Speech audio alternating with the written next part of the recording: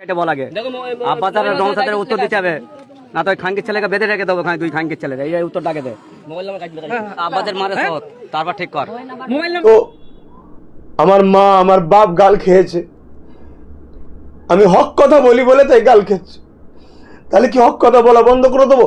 না, বন্ধ করবো। এটা হয়তো আমার আল্লাহর পক্ষ থেকে পরীক্ষা। হ্যাঁ, আমিও দেখেছি অনেক কষ্ট হয়েছে। কিছুদিন আগে কলকাতায় দাঁড়ি ভর্তি নিয়ে গাল দিয়েছে। গতকালকে তারা নিজেরাই গোষ্ঠীদ্বন্দ্ব করলো, আমার মা তুলে গাল দিচ্ছে। তোর যদি আমাকে এতই মারা শখ যায়, তোদের ভাঙড়ে যখন যাই বেরো দিবি ডাইরেক্ট। আমার মাটা কি করেছে? আমার মাটাকে ধরে টানছিস কেন? তার কি দোষ আছে এখানে?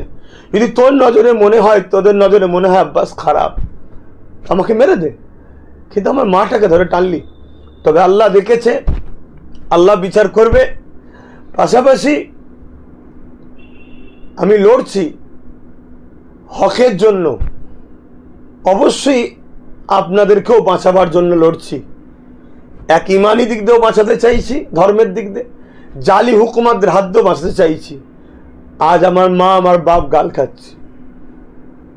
গণতান্ত্রিককে সামনে রেখে, সংবিধানকে সামনে রেখে প্রতিটা গ্রামের মানুষ ভালোবাসার বা যাদের জন্য কথা বলে, যারা মনে করেন আব্বাস সিদ্দিকী কথা বলে, কি করেন আপনারা, এটাও আমার দেখার একটু দরকার। তবে সংবিধান বিরোধী, গণতন্ত্র বিরোধী কোনো কর্মকাণ্ডকে ইসলাম মানে যে দেশে বাস করব সে দেশ বিরোধী বা দেশের সংবিধান বিরোধী কোনো কর্মকাণ্ডের দিকে যাবেন, এটা ইসলামও অ্যাকসেপ্ট করে না, আমিও পছন্দ করি না।